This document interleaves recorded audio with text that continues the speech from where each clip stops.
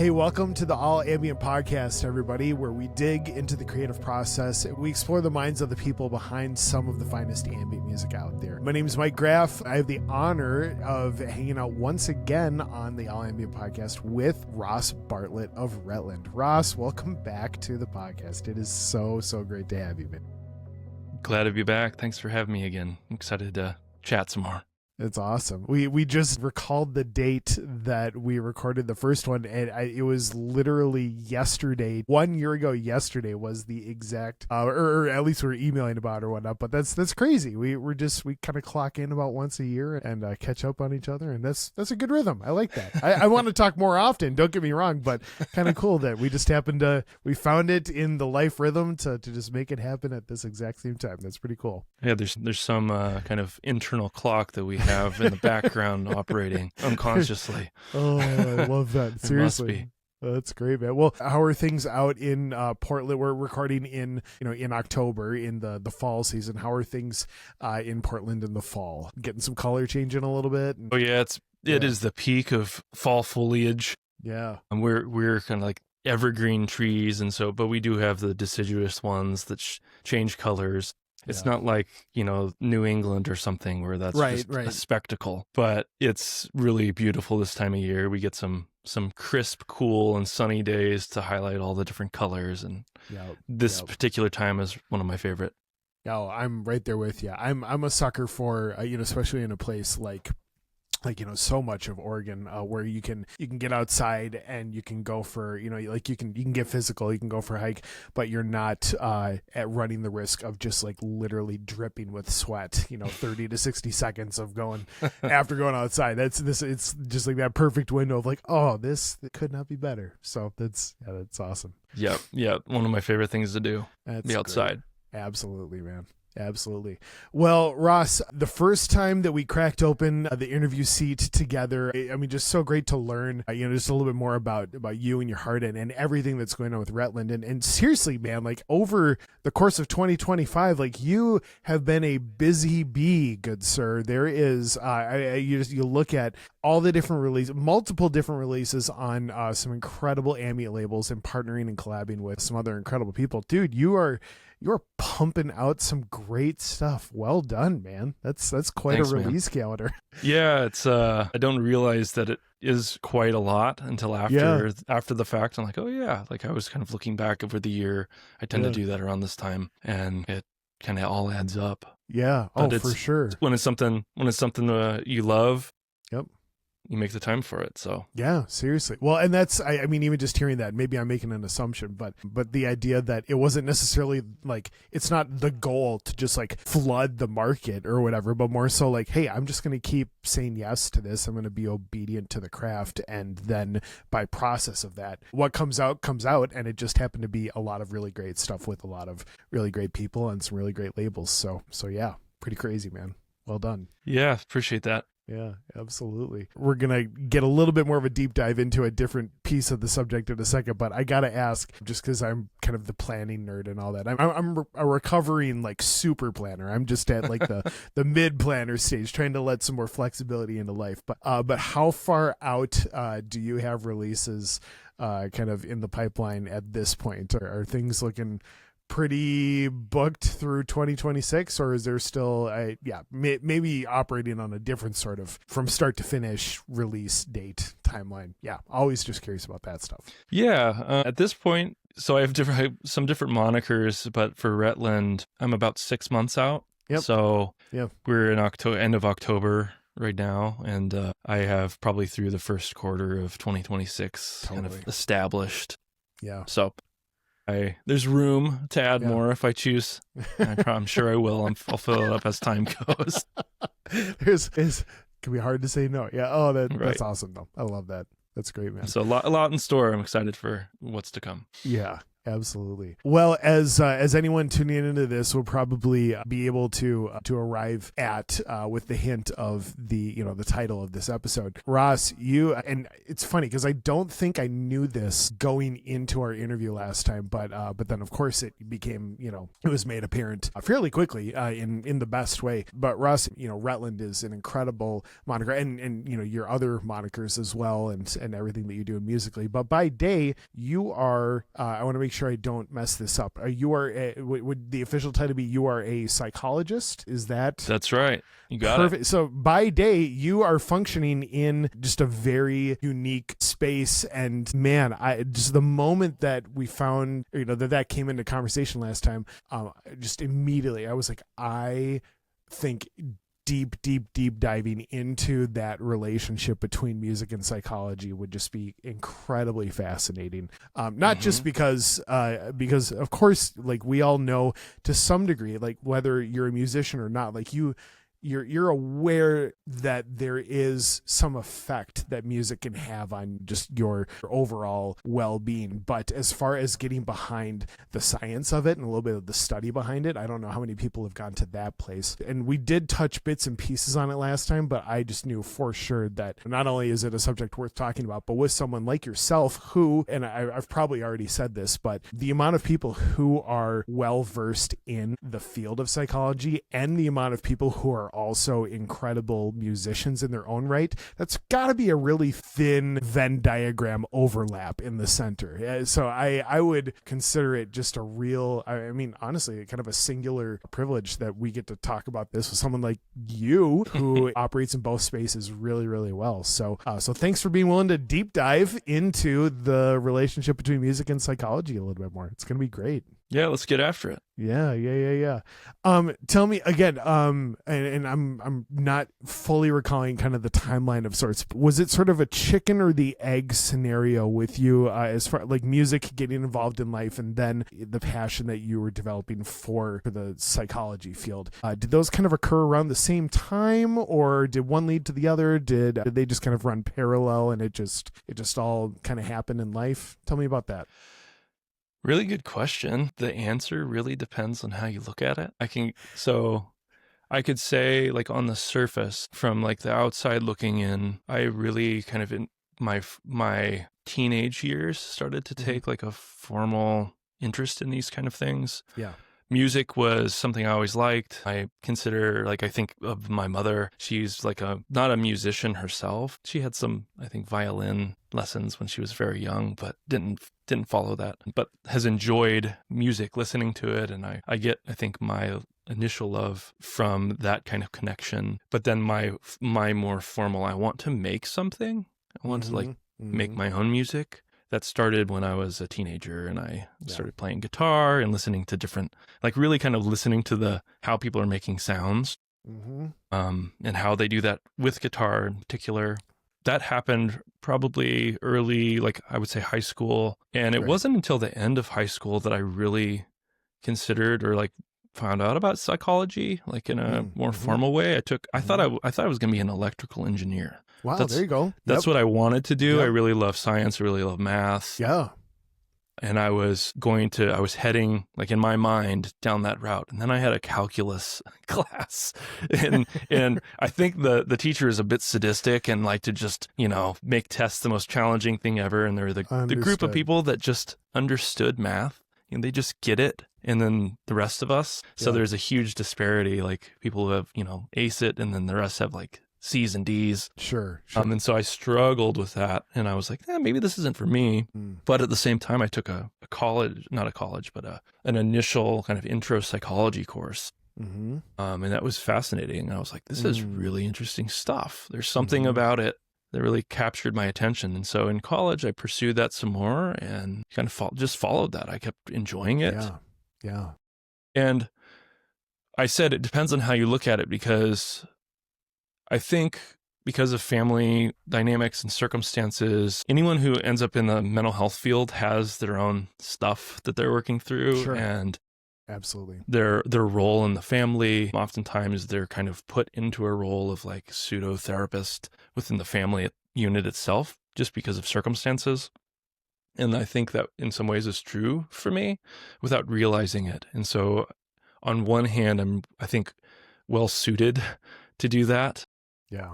But it was something I didn't quite realize until I did my own kind of therapy work, which I recommend everyone to do, not just people who are in the mental health field. Indeed. Yeah. Even if you're doing well, even if you're like, I feel great, that's actually sometimes the best time to do that, to like learn about yourself and how your mind works, to learn the language of your mind and how you operate. That is something I have a particular focus in and really recommend for everybody. Yeah. And so that, I think I was kind of trained for that in some ways without realizing it. And then I kind of naturally fell into it in retrospect, not surprisingly. Yeah. Yeah. But I think music has a lot to do with it too. I think there is an overlap that we can obviously get more into.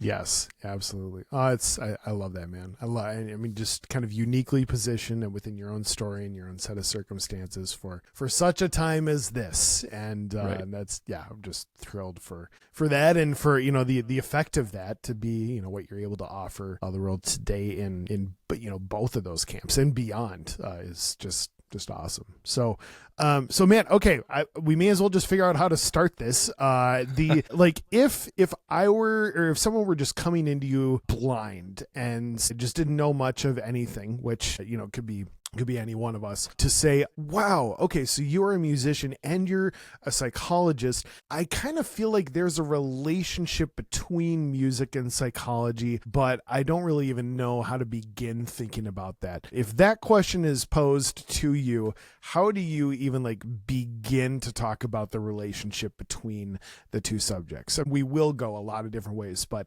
just starting to, tiptoe into the shallow end of things.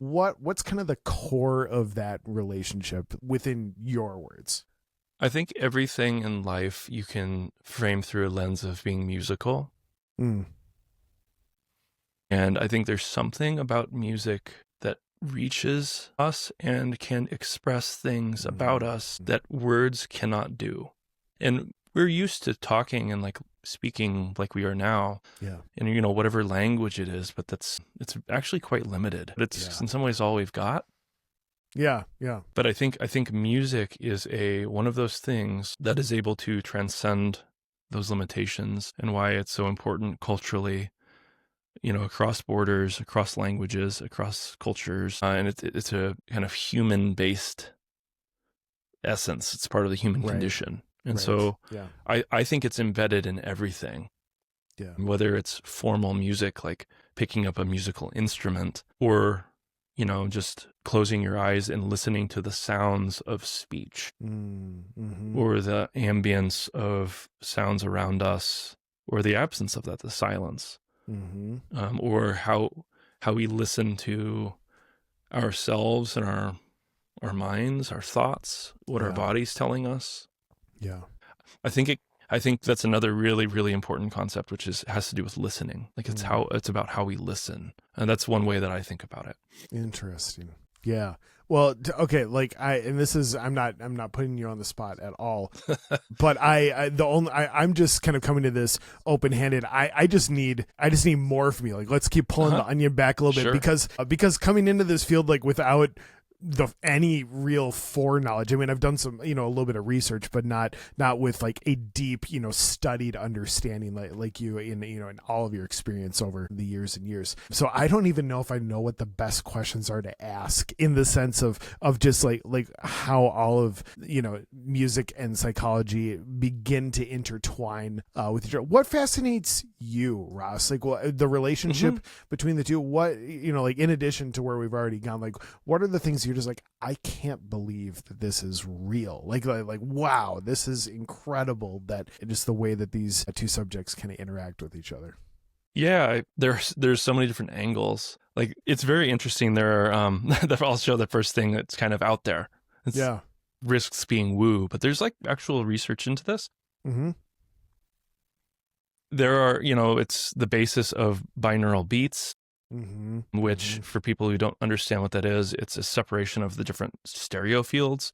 So you can have a note that is on the right channel, so your right ear, and a note completely on the left ear, and they have different frequencies, and the difference let's say the right side is 100 hertz and the left side is 96.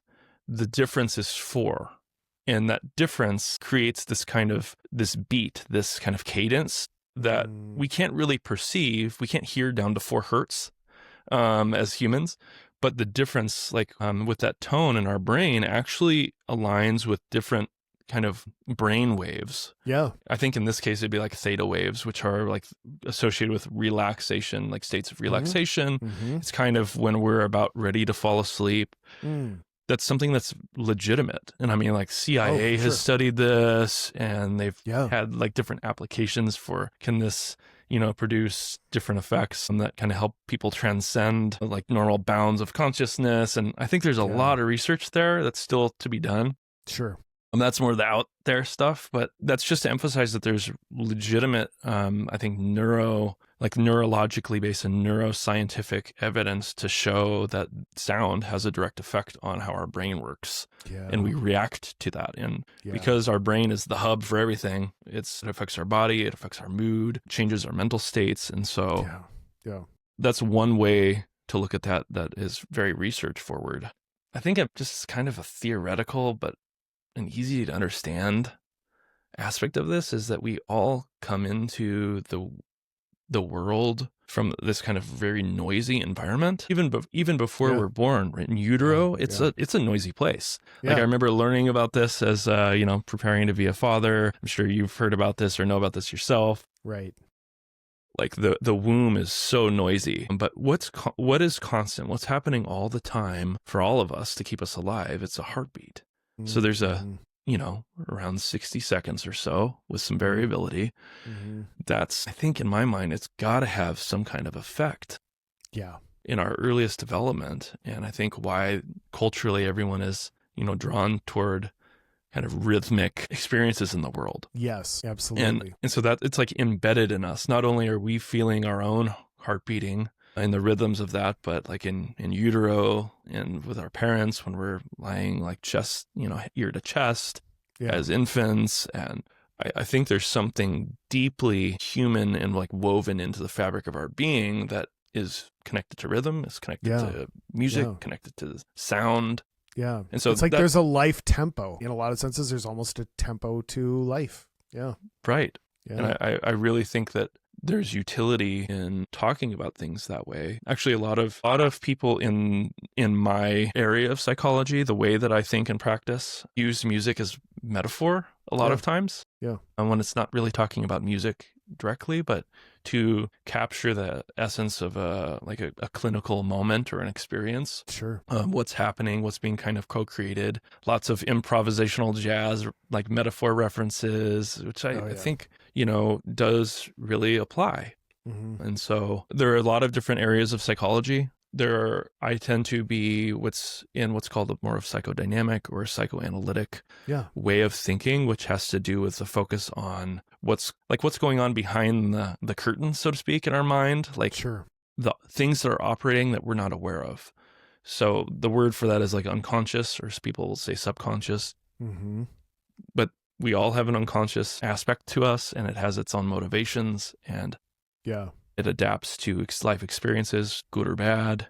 Yeah. And it helps us survive, but also it can trip us up and cause us to have all these repeated patterns, mostly in relationships, or how we find ourselves attached to others or struggling at times. And so it really requires emphasis and working and listening in a particular way to help kind of not just unearth, but work through some of the conflicts that folks have from a clinical perspective to lead to real important and lasting shifts and changes in one's life. And so it's like creating music together in a new way, finding a new way to listen to something together. Like if you look at your life experience as like a musical piece, like how can we listen to this differently? How can we listen to this from different perspectives? I'm listening to myself, listening to you. Yeah. And this is what I'm noticing. I'm having these associations, these reveries, and I think that may be informing me about something you're experienced. Sure.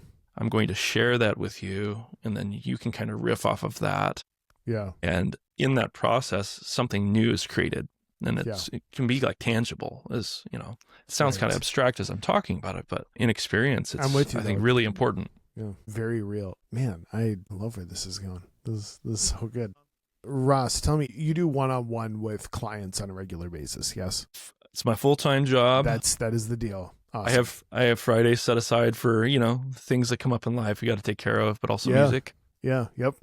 So I work Monday through Thursday, but like there's full-time individual psychotherapy. Yes. So I exclusively do that. I've had in the past worn other hats, had different roles. Of course. But that's what I'm focusing on now. That's my awesome. bread and butter. I love that.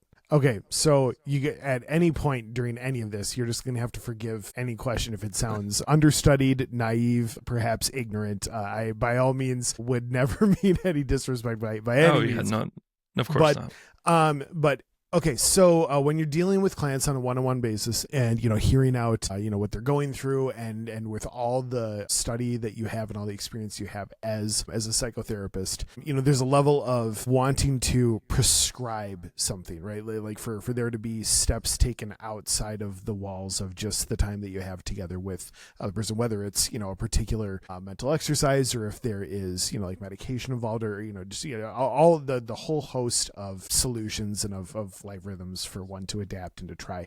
Is music something that is in your quiver of like, hey, okay, so we're dealing with this. Here's something that I'd actually like you to try. Like, I'd like to hear your answer, but then I'm also curious if your answer, which, you know, with you being a musician and a psychologist, a psychotherapist, you know, you might tip a little bit more in the direction of, you know, identifying with music as a very viable solution. But might that run a little counter to some of your cohorts in the field, or are you just kind of on the leading edge and everyone else is going to catch up pretty soon? Or what does that look like? So are you prescribing essentially music as part of the therapy process? And if so, whether or not, are you alone in that, or is this something that is becoming commonplace across the field? Yeah, great question. I think so. It really depends, again, on like how you practice. There's so many different ways of practicing within the field of psychology. Yeah. So I'm not in the camp of directly assigning like tasks or homework or totally, which can be super helpful for people. My style therapy is like when people have tried that and it hasn't helped or hasn't worked in the way they've wanted.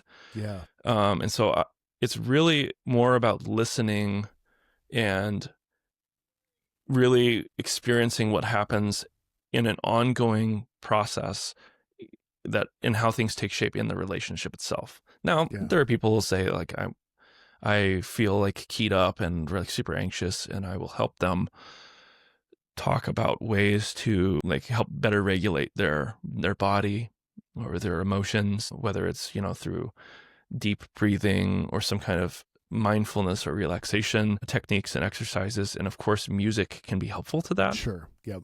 And I will say, like, as a matter of that course, like you put on some soothing music or something to get you, if that's helpful. Some people don't find that helpful. Yeah. So it's really tailored to the person. But it's an option. But it's not something I really assign or prescribe directly. Sure. But there are specific therapy approaches. Like there is music therapy. So there are people who fully integrate music into a therapeutic use and process, and that's how they practice. And so I'm not a music therapist. Mm-hmm. That's totally something different. And I think it helps with people who have a specific kind of need and inkling toward that, and specific credentials and training in that, which I don't technically have. But yeah, so I mean, there's a place for that for sure in a more direct way. Absolutely. Wow, and you know, again, the more you get into something, I'm always of the mindset, the more you learn, the more you realize, the less you know. You're just like, cool, and then you're just like, right. Man, this is a whole new, in the best way, right? In the best way. The more answers you get, the more questions you have, right? Yeah. Well, and thanks for playing nice with that. But I mean, this has been so amazing already so far. I am curious, and whether you've dug into this or not is totally cool, but what constitutes soothing music, right? What would even earn the label of something that would provide someone, that positive, mental or, soothing action, as opposed to something that might, with dissonance or whatever, might be jostling them up or might rile them up or key them up in that direction. It's funny because if you just listen to stuff, you can make a pretty good judgment call just by hearing it and being like, yeah, that's soothing. Yeah, that's definitely not. When, just name a song. And of course, there will be differences for different people based on their life experiences and on what they're familiar with and what they're not familiar with and all that. But I'm curious, maybe you're into this, maybe you're not, but like the kind of the data, the science behind what might, if anyone's done any studies on, what would be labeled as soothing music, and if there are commonalities within that indeed wind up becoming, having a soothing effect versus the absence of those commonalities and it's like, oh, well, that's not soothing. That's over in a genre. Mm-hmm. Is that anything that you've dug into? Because again, you can kind of hear it, especially for those who like make music. Like you can kind of tune in when something just makes you feel a certain way. But I always love a bit of data behind mm-hmm. it, right? Like the metrics and being able to be like, oh, this is why when I added this, it changed the feeling from this to this, whether for better or for worse. And to kind of keep all those things in your pocket as you continue to create and ultimately whatever kind of journey you want to send your listeners on when you're putting the music together. So yeah, is that something that you've dug into, kind of the more scientific properties of music that might make it soothing or not soothing or anything like that? Tell me what you got. What you got? Yeah, I wish I had more. Okay, well then let's explore when it together. came to direct evidence of it. I mean, generally speaking, I've looked into it a bit. I am unable to cite sources like this is exactly this kind of frequency or this kind of sound. But right. like, well, what I hear me clearly, Ross. I don't mean to interrupt you, but like sure. I don't mean any of that in a I need to ask you questions in like a music therapist role, Sure. where clearly like knowing that you are well versed in psychology. Mm-hmm. But for that to be kind of a more specific lane, but then also for your love and appreciation and ability to mm-hmm. creates some amazing, and I would even consider very soothing in a lot of senses, music as well. So just mm-hmm. like being able to answer it free from attempting to posit oneself as a music therapist or anything like that. By all means, just you got all the freedom. I'm not going to attempt go that. for it. I'm not a music therapist. Just go. Yeah. I mean, generally what I have come across when I've been looking into this is it's kind of, I mean, it's along the lines of what you're saying. It's fairly obvious for the most part. Sure.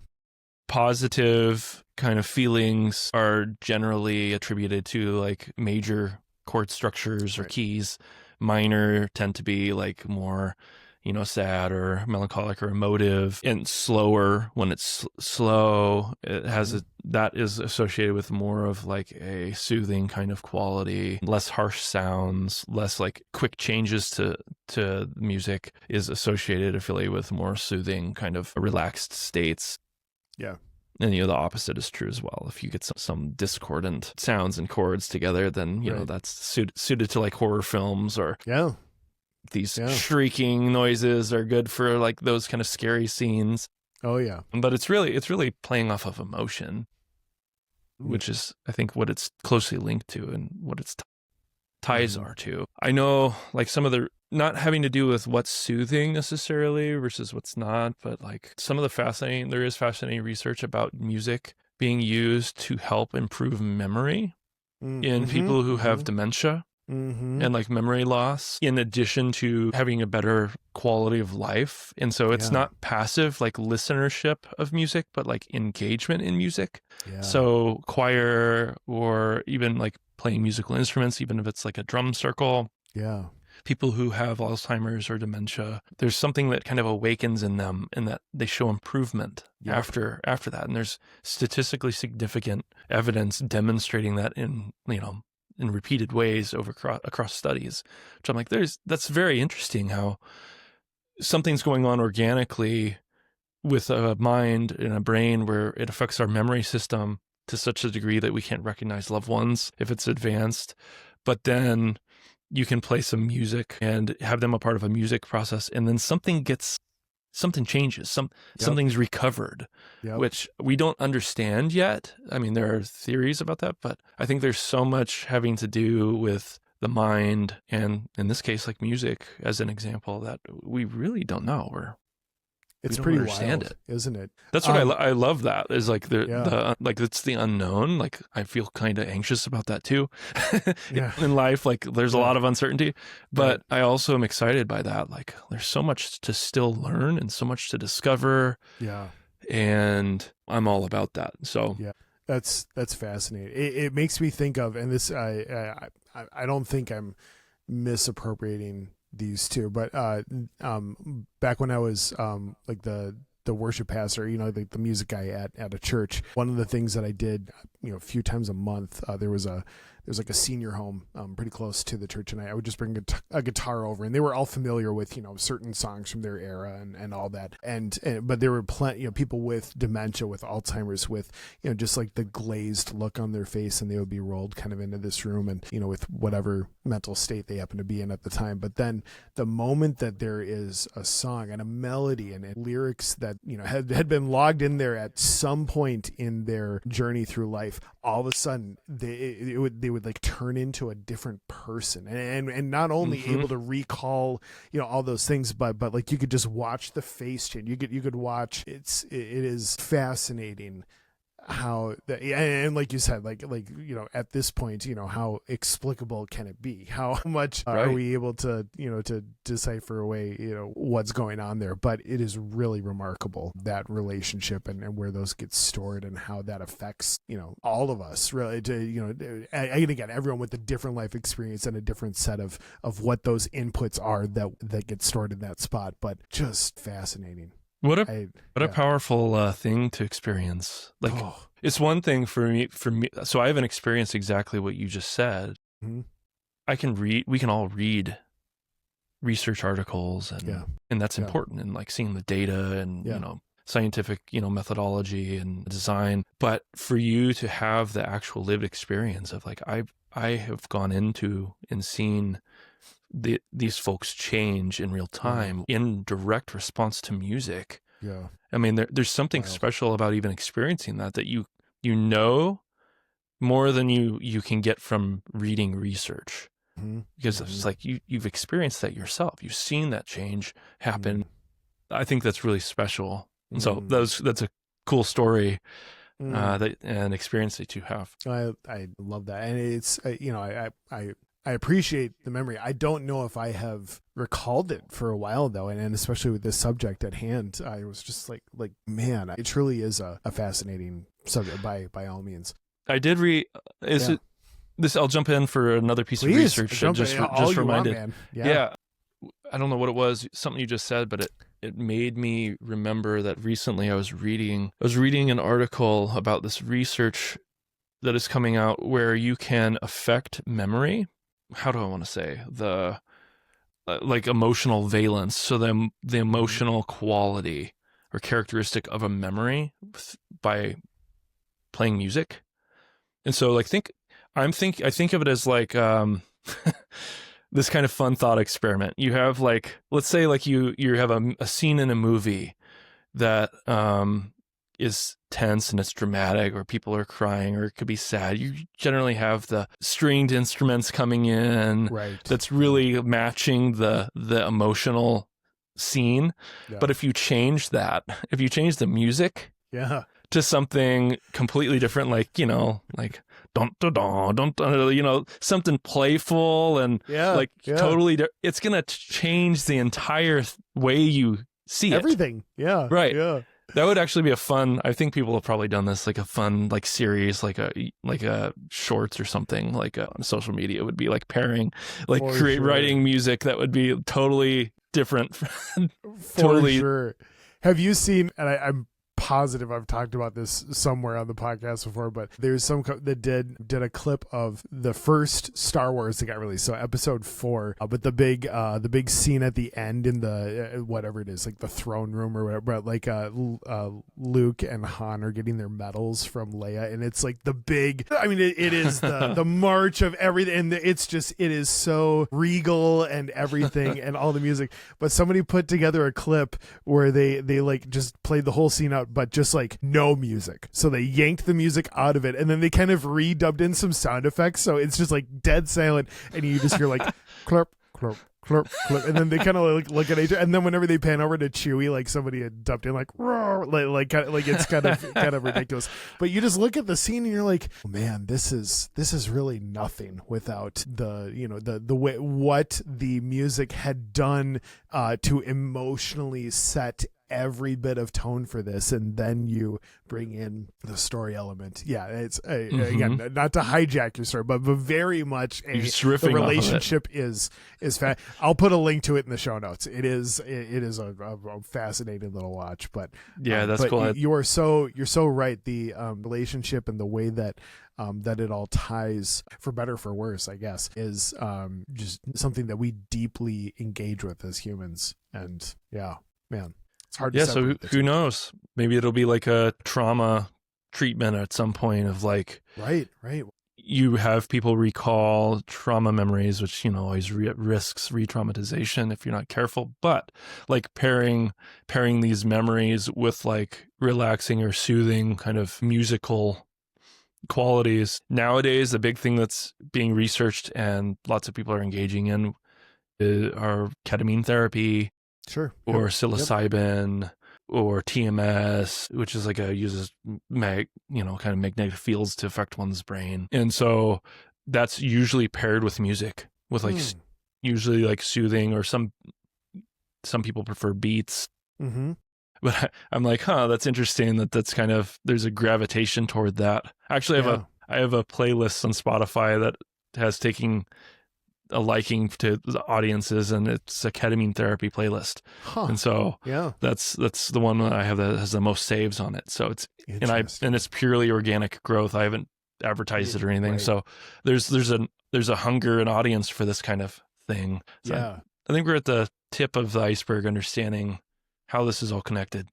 Oh man, well let's keep going, right? Like let's do it. Right, what a great field to continue exploring that. Yes, because at the end of the day, and it's one of my last questions to you, but to know to some level that we are creating art that we find moving to ourselves, and that we hope that there are listeners who also feel the same, is one thing. But to and I don't want to be like super clinical about it, but to start to understand some of the properties that do in fact move a listener in a way, or it gets them to respond to the music in a way that was more along the lines of what I had sort of intended for it to be in the first place. And so if I can kind of like narrow it to the possibility of it being a bullseye, I think is a helpful thing. And again, you don't want to like just follow a formula. I mean, like, I'm going to do this, and then you're going to love it this much, and then that's pulls all the art out of it. But the more that we learn about this field, I think the more that we'll be able to create, to continue to have it be artful and be original and be very creative, but also to have it align with a lot of these very healing properties and things that the people that is adopted as part of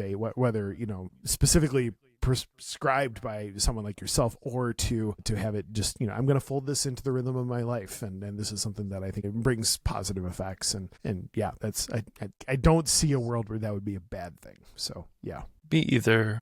Yeah, I guess what's coming to mind is I'm thinking about this day and age and the technological advancements that we are making. Yeah, I mean, it's truly exponential. In our lifetime, things have changed drastically. Yeah. And for the people who are young and who are born into this, I mean, that's going to be a very different experience for them. But as much as that is helpful and efficient, I think there's also a way that it's causing people to be distant, interactions to be increasingly artificial, and it encourages subtly and sometimes directly a dissociation of sorts from our own experiences and our own emotions. Oh. And I think music, there's a hunger now, I think more than ever, from my opinion. I don't have data to back that up, but there's a hunger for music because it, I think, helps people to connect. Mm-hmm. It helps people to tap into themselves and also to connect to others. Like, oh, I made this, check out my playlist. Or you can send it to somebody in an instant. And it goes up to a satellite and comes back down to another person across the world in a matter of seconds. Yeah. That's incredible. It's insane that that's possible. But I think that there's a need to do that in the absence of kind of this kind of community essence that we all used to have kind of technology. And so that's why I think people are looking to connect to their feelings. So there's like the dark ambient that I'll make some of too. Yeah. Under my Calmtone moniker. And that is like increasingly popular, and people are just looking to get into this kind of sad, melancholic, even nostalgic kind of state, because I think people are increasingly having trouble doing that. And so I think music does help and play a role in that. And I think ambient does that in its own way in terms of relaxing and a need to calm one's anxieties. Yeah. I don't know if you're like into the whole fourth turning thing, like that kind of, if you've heard of that kind of idea. Tell me more. It's not really I guess it's like more of a sociological. Yeah. I can't remember the author's name that a couple of authors posited. We kind of go through these cycles as cultures and humans that are roughly the length of a lifetime. And the cycles, there are 4 of them through a full cycle. And those are the 4 turnings. Yeah. And like the first one is like, oh, you have like all of this. They have specific names I can't remember, but like the first one is like you have all of this kind of creative productivity and expansion, and everything is kind of good and new. And then it slowly kind of fades. And then you get to the 4th turning, which is like the edge, like the precipice of massive change. And there's tumult and chaos and social fabric tearing, and it kind of is necessary to usher in a new kind of revolution. Sure. And so the last time that this happened was the 1930s and 40s. And so we know what happened during that time. So World War II, and that perfectly describes this. And, you know, there's research for this that goes back, not just the United States, but worldwide in terms of different time periods. So it's a fascinating idea, but we're kind of in this timeline, 4th turning. Yeah. You know, I'm hesitant or skeptical, but it does line up. And so I think now more than ever, we need to be with each other. We need to listen to ideas, share ideas. Agreed. Not be so hostile toward one another. And I think music can bridge that gap. So that's what I'm interested in for myself personally, and also sharing with people. And I think that probably I can speak generally for everybody who's making music, probably, that there is some influence there. But that tends to be how I think about it. Oh, that's so great. That's so great, man. I want to end it right there. I do have one kind of like final little follow-up question just to kind of tie the bow on everything. But that's, I mean, that right there, what you said, that is the goal, that, you know, for us to be a part of that conversation as artists that brings that unity and brings that like, hey, we're like interacting with each other, and we're finding the commonality of humanity within that. And that's such a big deal. I love that.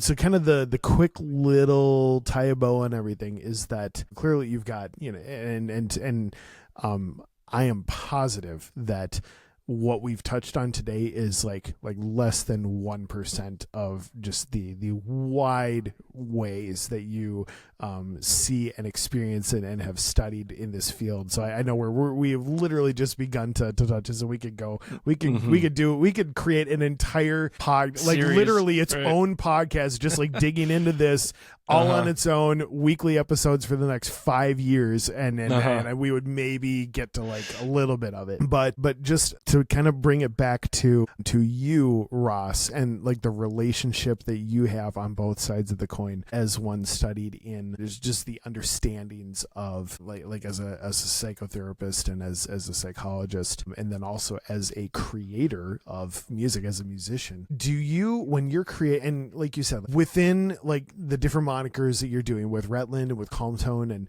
do you, when you're creating those, do you, with all the knowledge you have in your field, do you have specific psychological, like I am going to be aiming for this, like I want this emotion to be represented in what I do? Or is it kind of, is it cart before the horse sort of thing, where you are just, creating, as a musician, you're like, wow, this one kind of turned out really this, and so maybe I should lean into that a little bit? Or is it very much I want this project to be something that instills peace in people, and so let me kind of aim towards that, again, and it might be different for every project, but I'm just curious how you let those two things play around as both a psychologist and a musician. Yeah, I think part of it is working to understand my own psychology and what works best for me, and being able to create, and how to remove barriers to the creative process for myself in an authentic way. And so that's why I have different monikers. Is so like the other day, for example, I was sitting down I felt inspired to make something in the realm of like a Retland, kind of like organic ambient, maybe some nature sounds, something soothing. So I sat down, I was exploring some sounds and playing around, and I stumbled upon something that I was like, actually, this is taking me in a different direction. I'm going to follow it. Yeah. And I ended up making something that was more of like in the Calmtone type of style that's more emotive. And I didn't think, at least consciously, that that's what I was going to do. Sure. But I needed to listen to where it was taking me and just follow that. And so that allows me to just kind of be freer, I should say. And so I'll have like generally these monikers capture this kind of emotional experience or this artistry, but when I'm making them, it's up for grabs. Like, who knows where, when I sit down to make something, who knows what's going to happen. Yeah. And so I love that. I love being able to change directions if I need to and just pursue that. And that's kind of freeing. And it is the most authentic expression for me in my music. And I think that's what's most important, is how can I be the most authentic in what I'm making? If it's prescribed, it's not going to feel as good. And I think it's going to translate in the music. And so at the end of the day, it's about the experience of making it for me. And then hopefully people find that useful for them and they enjoy it. But I just like the process of creating it first and foremost. Such a healthy perspective, man. If only we could all adopt that. Well, we can. Let it be a challenge to all of us to just aim more and more towards that very mindset. Man, Ross, I really value and appreciate the fact that you were willing to say no to other stuff, to say yes to this, but to pour and dig deeper into a subject that you are very well versed in. But not only that, to be willing to be kind to someone who's still coming at this with training wheels on and just like, hey, I'm just learning. I'm still trying to balance. I want to check it out. So you're very gracious in that manner. But yeah, the relationship is beautiful between the two. It's complex. It has so many different facets and directions and spin-offs, but at the end of the day, I'm grateful for you to not only own what you do know, but also like I just hear it in you, and you've said it in a number of different ways that there is just so much more yet to know, and how fascinating it's going to be as that research continues to open up, and as we continue to as a species kind of understand it to a better degree. What a great place to be in, and especially how doubly cool to even be in a place where you are able to then be a part of meeting the need that is being found in that field, meeting the need of like, here's the music that can align with that. Just what a gift, man. I'm really grateful for that for you. Yeah. Well, thanks. I'm grateful for the opportunity to talk about it. I really love being able to share ideas, and this has been really helpful for me too. I always learn. I think we all can learn forever. And so this is another opportunity for that. Don't sell yourself short either. You have your inquisitiveness, even if you don't have like training in psychology, you're asking some pretty good questions. And so I'll give you that. Thanks, man. So, and also grateful to everybody who listens to the music that I make and that we make. And I would not have guessed that it, would have been the way it is, but that's a nice cherry on top, I guess. And yet here it is. Yeah. What a gift, man. What a gift.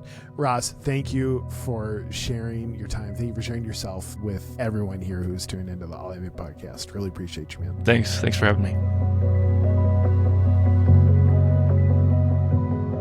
Thanks again for joining us on the All Ambient podcast. This is about as shameless of a plug as it gets, but it really does help for those of you who are watching to give us a rating if you're on any podcast platform like Apple or Spotify or anything like that. On YouTube, we would love a follow, a subscribe, a like, all that fun stuff. And please leave a comment, a review, whatever is applicable to the right place that you're finding this. It really does go a long way. You don't have to make anything up by any means, but if there's some value in this podcast for you, we'd love to hear about it. We, as the All Ambient family, would love to meet you. I know it does my heart good, as well as everybody else who's involved at All Ambient. So please do so. Come back and join us next week. We've got another great episode coming your way. And until then, here's hoping that this music and the hearts behind it make your day and your life that much better. Thanks.